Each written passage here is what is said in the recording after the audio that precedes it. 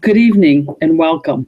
Thank you for joining us here at the Wayne State University School of Medicine Google Hangout. My name is Dawn Yargeau and I'm the Supervisor of Admissions. Today it is my pleasure to serve as the Google Hangout moderator. The Hangout is designed where you will have the opportunity to ask questions of our admissions staff and financial aid staff. Our panel would be delighted to share their expertise and advice on the types of scholarships available, qualifications and eligibility requirements, how and when to apply, other types of financial aid, and some additional debt management resources. During the Hangout, if you'd like to join the conversation by asking a question, you can live tweet us at Wayne Medicine or by using the hashtag WarriorMD, WARRIORMD. The Google Hangout will be streamed live at wayne.edu/live. Now we'll have a brief introduction of our panel members. If each member of our panel would please share your name and position. Jamie? Hi, my name is Jamie Fox. I'm Director of Enrollment Management Services, which encompasses the offices of admissions, financial aid, and records registration and scheduling. Shabana? Hello, my name is Shabana Mohanan, and I am the Financial Aid Officer here at the School of Medicine. Thank you.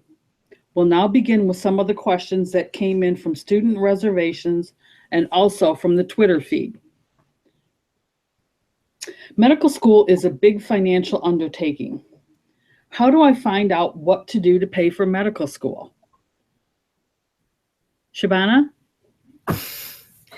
So the first thing that we always recommend to students is to complete the 1718 FAFSA, which is available now online at www.fafsa.gov. And FAFSA stands for Free Application for Federal Student Aid. You would use your 2016 income information to fill this out, and your parent information is not required for Wayne State University, but if you are listing that information for consideration to other schools, you will not be penalized here at Wayne State. And you would, filling out the FAFSA automatically considers you for our need-based scholarships, and applying for admissions automatically considers you for our merit-based scholarships. Jamie, can you talk a little bit about what scholarships are provided and how students are chosen for those? Certainly. So I would divide our scholarships into two categories. We're going to talk about need-based scholarships and merit-based scholarships. Need-based scholarships, as Shabana stated, everyone's automatically eligible for and are considered by filling out the FAFSA. So definitely the first step, as Shabana already stated, is to fill out the FAFSA. Our need-based scholarships are determined by the amount of Pell Grant you used in your undergrad. And I'm sure that some of you are unfamiliar with how you would even know that.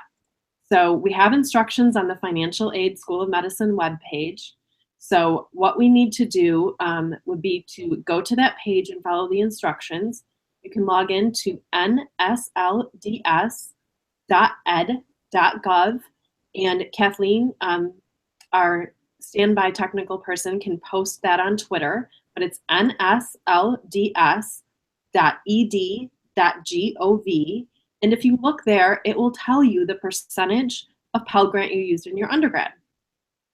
And we have a chart online that tells you if you used anywhere from 0% all the way up to 600, how much need-based scholarship you would qualify for here at Wayne. So it's pretty simple to determine, even before you're accepted, how much need-based aid you qualify for. It ranges anywhere from $2,000 per year up to $18,000 per year. So really simple to figure that out. Currently, that's the biggest scholarships we have, and that reaches the most students. About 80% of our students are in receipt of that scholarship money right now.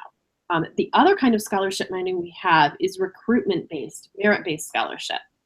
And by applying for admission, our admissions committee and our scholarship committee automatically considers all students for those recruitment merit scholarships. And those are currently in the amount of full in-state tuition, so about $33,000 a year, or in $15,000 a year increments. And students are selected by committees and formally reached out to by committees through email notification and through a formal letter. So that's how that process works. Once you are a current medical student, we have more scholarships available to you, and those are determined by private donor agreements. So great alums, which we hope you will be one day, have donated money to the school, and they've set forth criteria, maybe, for example, that you match to a certain specialty, maybe you have a certain research interest. And so on the financial aid webpage, we have all of those listed out. There's a couple hundred of those scholarships. And by filling out that FAFSA on an annual basis, as a current medical student, you'll automatically be reviewed for those scholarships. Thank you. Shabana, is there a difference in the financial aid packages between students that are citizens and students that are permanent residents? No, there is not a difference in the information that is collected and how their eligibility is reviewed. As all the answers that Jamie gave earlier about how eligibility is reviewed based on Pell usage and subsidized loan usage is the same is the same consideration for each of those groups of students. Jamie, is there financial aid available for Canadian citizens? Yes, as I just explained, we have a couple hundred scholarships offered by private donors, and Canadian citizens or non-residents of the US are eligible for those. Because, as I stated, the number one way of being eligible is filling out a FAFSA, and international students would not be eligible to complete a FAFSA. There's a separate application that essentially replicates the FAFSA that you can fill out, and you can pick one up from Shabana in the financial aid office for consideration once you become a current medical student for those scholarships. Shabana, someone has written in that they had plans to get married in the coming months before I begin medical school. What effect could this have on my financial aid given that my spouse does not have any income? Should I submit my FAFSA before getting married, or should I wait until after? Whether you fill out your FAFSA before or after you get married will change some of the information that you post that you use to fill out your FAFSA. For instance, if you are already married, you will need to include your spouse's information on your FAFSA when you file, even if you were not married in 2016, I'm sorry. However, like Jamie said before, because our need-based eligibility is based on how much Pell and subsidized loans you used in your undergraduate, your marital status does not change your eligibility for those need-based scholarships. Thank you. Jamie, you talked a little bit about scholarships and what scholarships are provided. About how many out-of-state students get scholarships? Well, out of our entire population, about 80% of our student body receives scholarships, and our out-of-state students are equally distributed within that 80%. So we don't, and when the scholarship committee is handing out scholarships, they're holistically looking at a student's package. They're looking through your admission package to see your essays and your experiences and what you're bringing to the table. They're not selecting based if you're in state or out of state is not a major consideration for the committee. Are all students automatically considered for scholarships, or do they have to apply separately? I believe Shabana touched on this, but there is no separate scholarship application. By completing the FAFSA, or if you're an international student, that separate application that Shabana has in her office that replicates the FAFSA, and by applying for admission here, that fulfills all of the application process. So there's no separate link that you have to fill out to be eligible for scholarships. Great. Don't forget that if you have any questions that we haven't answered so far, or you just think of one as we're talking, please feel free to send us a tweet at #WarriorMD. I understand that all applicants need to apply through FAFSA for getting aid or filling out the Canadian special form. As an out-of-state student, I know that tuition and fees are higher. Is there any way that I can supplement additional costs that are going to happen? That's a great question. I'll field that question. First of all, we're happy to announce for this year, we decreased out-of-state tuition by 13%, whereas in years prior, it was approximately $65,000 a year. Now it's just under $58,000 a year for incoming students. So we're happy to announce that. Secondly, you'd want to go in and make an appointment with one of our financial aid officers. Shabana is one of our financial aid officers, and they can help you understand what's called a cost of attendance and a budget for medical school, which includes things like your tuition and fees that we charge you. It also includes things like transportation expenses and your living expenses. And we do offer aid packages that can assist you with all of those expenses. So I have a student who is pretty sure they're going to get admitted, but they might get admitted late. How do they arrange to pay for medical school? Shabana? So what I would recommend is whether you're being admitted later because you're applying later, I would still recommend filling out the FAFSA early. The FAFSA lets you list up to no, I don't think there's a limit. That lets you list all of the schools that you are considering, and it no longer reveals who other institutions that are on the list to the schools that you're applying to. So you don't have to worry about that. But what that allows us to do is have your information already on file, waiting to be reviewed once your admissions decision is made. Is there a certain code for Wayne State University School of Medicine? You can use our main campus school code, which is 002329, or you can use the School of Medicine code, which is E like elephant 00570. Thank you. Jamie, do scholarships extend over all 4 years of tuition? Are they renewable? Great question, John. So if you're receiving one of our need-based scholarships, as long as you're meeting the criteria of filling your FAFSA out on an annual basis, those scholarships do extend over 4 years. If you're receiving one of those merit admission scholarships that we discussed earlier, those too extend over 4 years. And we're talking about those roughly 200 scholarships we have to offer through alumni and private donors. Those really depend on the criteria and agreement that the donor sets forth. Some of them are for 4 years, others are on an annual one-time basis. How will you know the difference between them? So you'll know the difference between them because once you're admitted, we send students if you receive one of the admission scholarships, for example, we send you an agreement and a letter that you have to sign and return to us that we keep in your student file. So it explains the terms and conditions of those scholarships.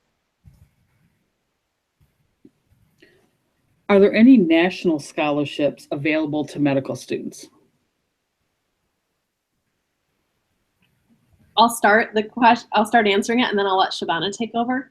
There are national scholarships available to medical students. There's from a few different various sources. One of them is through the National Health Service Agency, and Shabana can expound upon that one. The military has scholarships.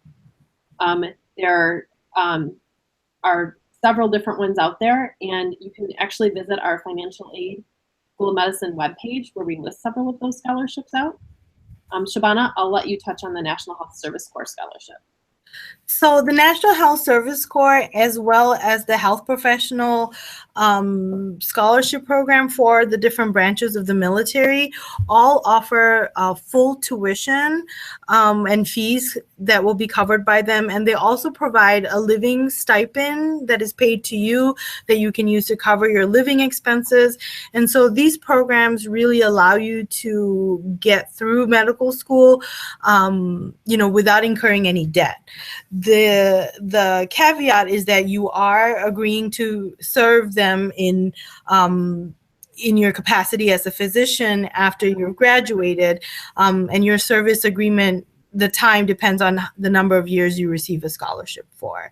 The application process does have deadlines, so you want to check with them. We will tweet the site to our scholarships page, and at the bottom of that page, there are links to each of those scholarship programs. And so be cognizant of the deadline, apply early, you know, complete your application, because those are competitive packages that are very, very generous. Additionally, we're going to post on Twitter for you right now. The American Medical Association has a list of other national scholarships. And so we're going to include that link so you can look into that. And that is, as we said, national scholarships that you'd be eligible for across the nation at any school. Just to add one more thing, you also want to use the scholarship search engines like the College Board search engines and the other search engines that we have on our website to search for scholarships that you could be eligible for. Now, these are private scholarships, and so you just want to be careful not to provide your social security number or provide any methods of payment when applying for scholarships. As you can tell, most of our questions are about scholarships. And so if you have any specific financial aid questions, please make sure that you tweet us at #WarriorMD. I have a student here who wants to know, how do you get involved with a military scholarship? Are there any ROTC programs at Wayne? So I'll head up this question. So when we're talking about medical school scholarships for the military branches, it's not through an ROTC program. You're talking about a very specialized project or scholarship program. It's called the HPSP. It's a health professions scholarship program, and it's available through the Navy, through the Air Force, and through the Army. And if you're interested in something like that, you would want to contact your admissions office here at Wayne, and we would put you into contact with the appropriate official. You can also visit the HPSP website, and I can gather that link so we can tweet that out as well. The student wants to know if they are put under review for certain scholarships based on their interview. Does the interview process affect scholarship consideration in any way? And I'll hand that one over to Jamie. Thank you, Dawn. The interview process and the scholarship process are two separate processes. Certainly, any committee member could note something in your file and forward that over to the scholarship committee for review, but they are two separate processes. So there's no reason to think that you would be included or excluded based on your interview day experience alone. Jamie, I think you told us earlier, but just to clarify, what percentage of students get a scholarship? And then can you tell us a little bit about what aspects of an applicant makes them considered to receive a scholarship? Okay, so I said earlier that about 80% of our students are in receipt of some form of scholarship or financial aid from our office. And as far as what attribute or what would make you considered for a scholarship, that really depends on the type of scholarship we're talking about. So if we're talking about the several large need-based scholarships we're offered, again, that's based on your Pell eligibility and subsidized loan usage while you were an undergrad, and that criteria is on our medical school financial aid page. If you're talking about one of our merit-based scholarships offered through the admissions process, that committee convenes to review a few things. We're looking for your experiences. We're looking at for your entire file. So we're looking to see what's meritorious in your file that would warrant scholarship. Maybe it's a really interesting experience you had. Maybe you contributed to research in some way. Maybe you're passionate about our mission statement and have a great experience outlining that. There's several different factors that committee considers when awarding scholarship. Maybe it's distance traveled. Then when we're looking at the other types of scholarships we offer through private donors and alums, those are really set forth by those private donors, and they have very specific things that are outlined. And again, you can visit the financial aid page to look at that, but they have very specific criteria. Shabana, is there a start and end date for scholarships? And do you know how much financial aid an average medical student receives?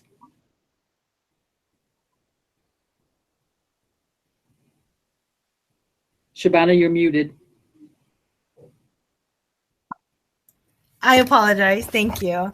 As far as the start date goes, the FAFSA became available October 1st. So that date has passed. So you want to fill that out as soon as possible. There is no end date as long as we are receiving applications. And even if you enroll here at the School of Medicine and decide to fill out the FAFSA in December, because that's when you need the money, you are welcome to do so. We still encourage you to fill it out early, but you don't have to do so in order to enroll. Now, for the incoming M1 students, as far as unsubsidized direct loans, you are eligible to borrow up to $40,500.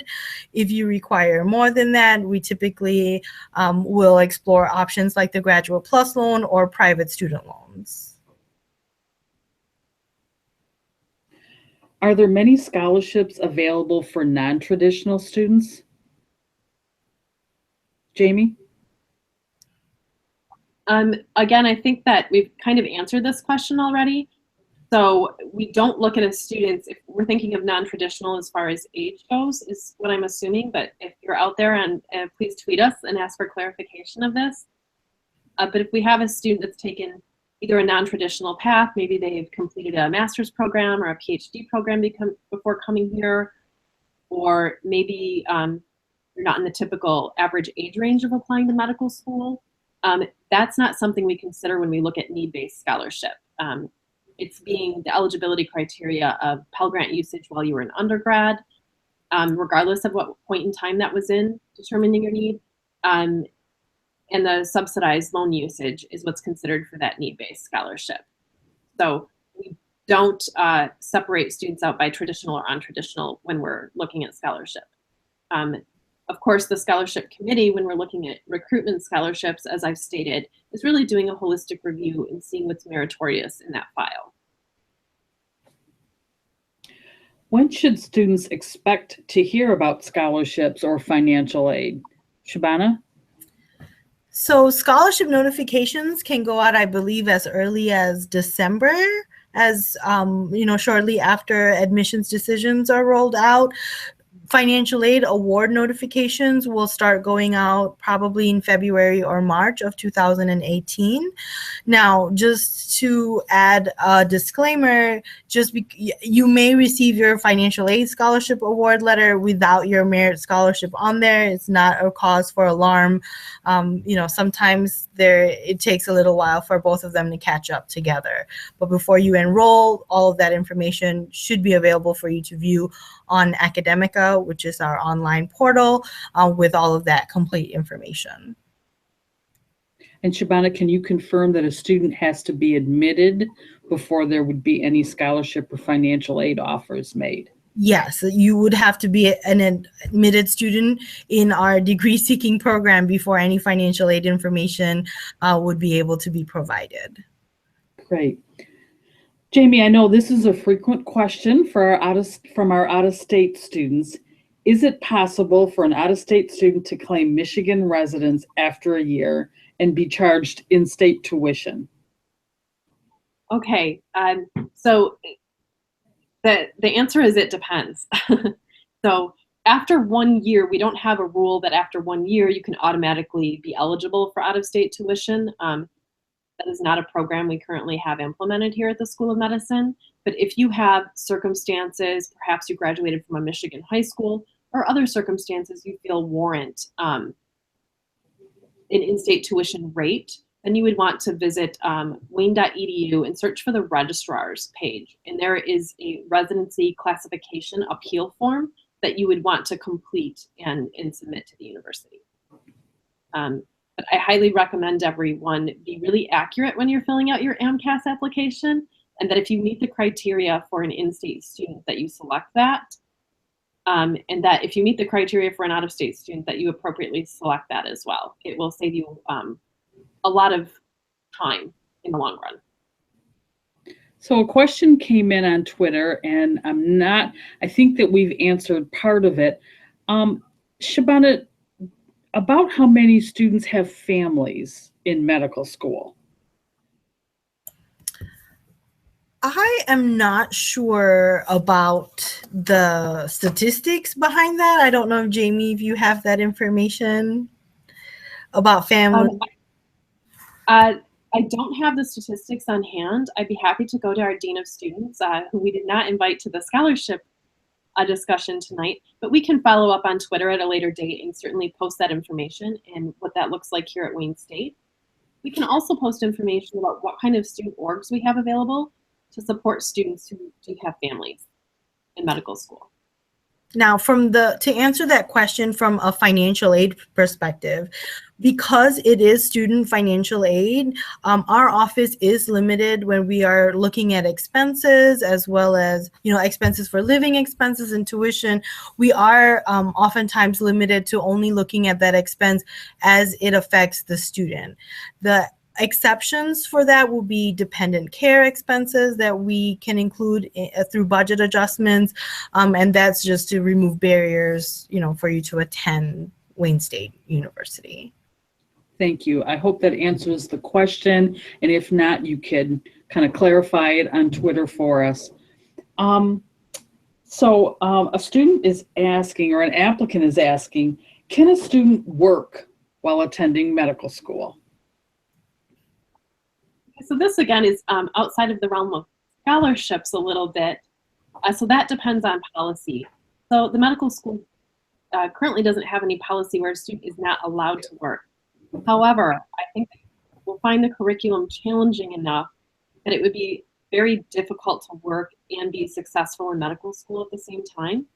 And that would require, I think, another discussion. And we'd be happy to launch a live tweet or another Google Hangout about a day in the life of a medical student, what that schedule looks like. I think it warrants a discussion around that, about what is the expectation once you're a year one student?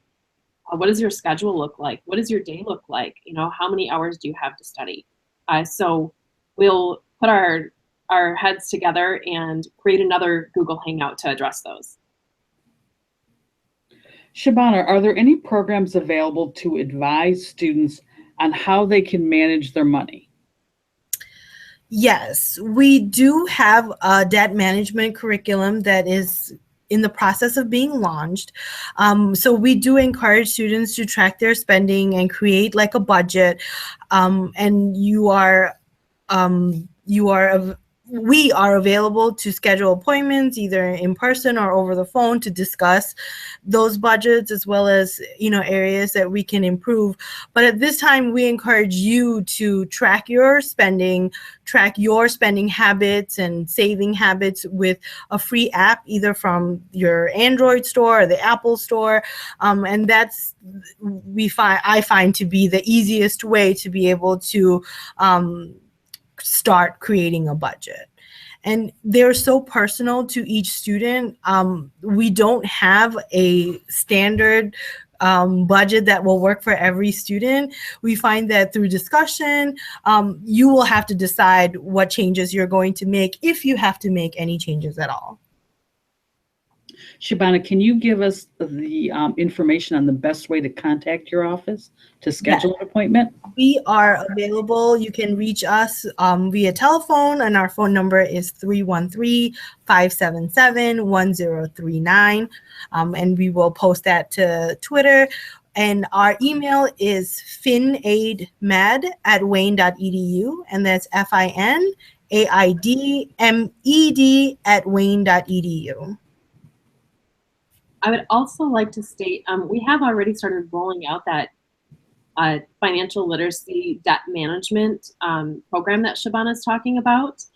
And you can see Shabana's presentation. We've actually created an online module, and it explains what cost of attendance is and how to apply for things like budget adjustments and what that process looks like here at Wayne State School of Medicine. And we'll be happy to post that link on Twitter. It's in the form of a YouTube video module. And so it's something that everyone could go out and watch now to educate yourself on what that formal process looks like. So we'll be posting that on Twitter later for everyone. Does the school offer any specific financial aid for a disadvantaged student? Not 100% sure what their disadvantage is, and that would help us clarify that a little bit more, but perhaps Jamie can address that a little bit. So as I've stated, we do look at need. And so in this case, because we don't have further information, if we're going to classify disadvantage as a financial disadvantage, then we would expect that a financially disadvantaged applicant would have greater percentage of Pell Grant used in their undergrad, and then their need-based scholarship would be proportionally higher. And then I'll turn it over to Shabana. We do have a loan for disadvantaged students program, and that's a federal program, and Shabana can give us the details on that. So the Health Resources and Services Administration offers a loan. It's actually called Loan for Disadvantaged Students. And we identify those students through the information that you've provided on your FAFSA, and that is one of the few instances where if you wanted to provide parent information to be considered, you will have to provide parent information on your FAFSA to be considered for that loan program. And it is a low interest rate loan fixed at 5%.